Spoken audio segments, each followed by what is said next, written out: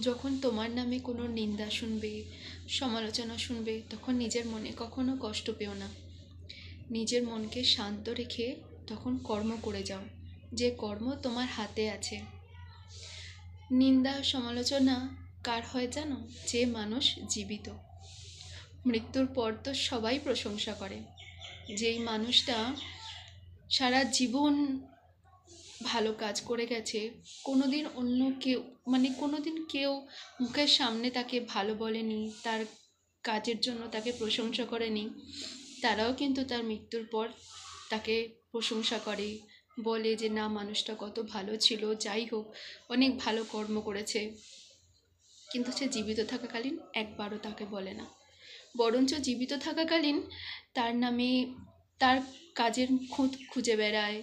সে কি খারাপ কাজ করেছে সেটা সমালোচনা চারিদিকে করে বেড়ায়।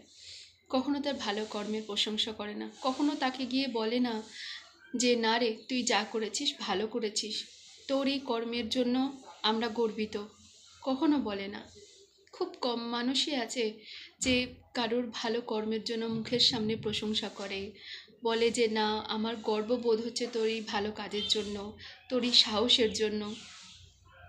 তাই শুধু শুধু নিন্দা শুনে, সমালোচনা শুনে কখনো ঘাবড়ে না গিয়ে, যে কর্ম তোমার কাছে আছে, তোমার হাতে আছে, সেই কর্ম করে যাওয়াই উচিত।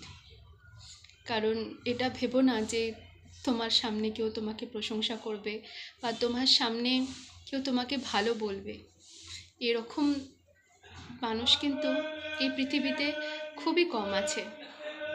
আমার এই পরিবারে গুরুজনদের আমার প্রণাম, আর ছোটদের প্রতি আমার ভালোবাসা। রাধে রাধে কৃষ্ণা।